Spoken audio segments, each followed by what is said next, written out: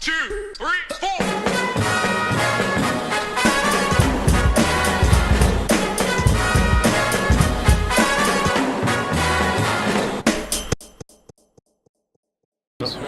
Introduce yourself. James Tucker, producer, DC DTVs, man about town.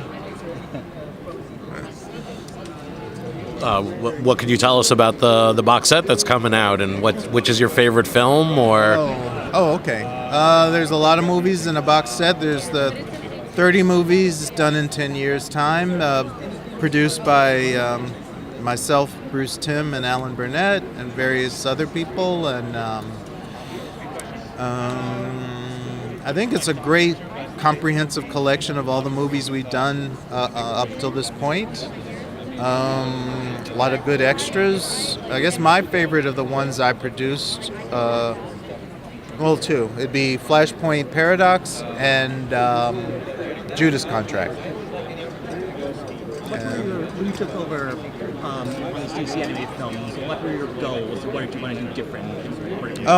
When I took over initially, I did not know we were going to be doing in-continuity titles as well.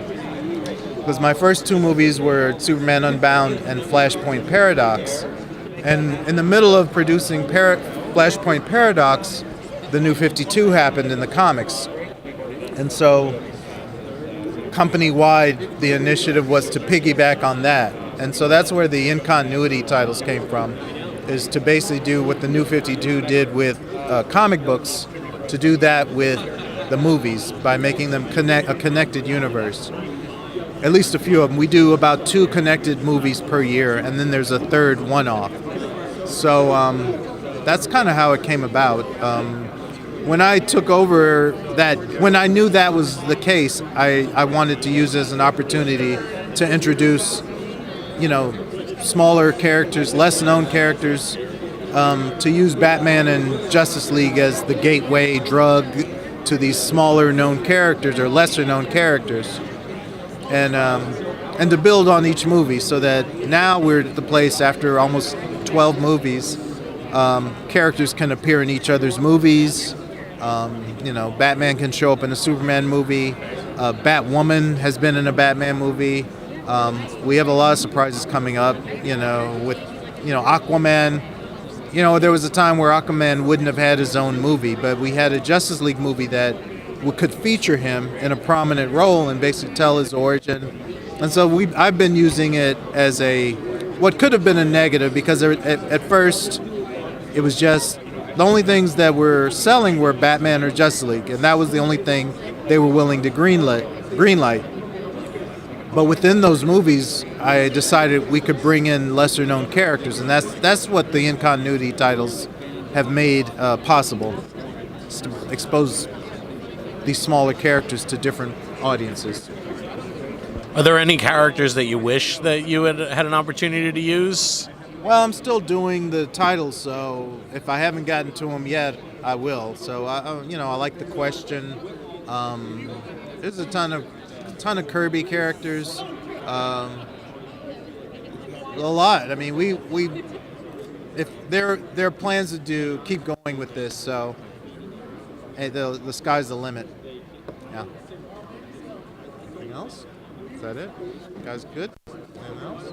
Are there any classic storylines that you guys sort of either discarded or that you wish you had done, or No, I mean, I think with the in-continuity titles have allowed us to do stories that would have been too long or complicated to do just as standalones. Like the Judas Contract was a story people had been wanting for a long time, but it was really hard to just do that story without setting up the Titans beforehand.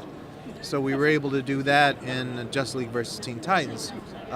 It's been announced that we're going back and doing Death of Superman, and so this time around we'll be able to introduce those characters like Eradicator and Steel, and so it's been a good thing.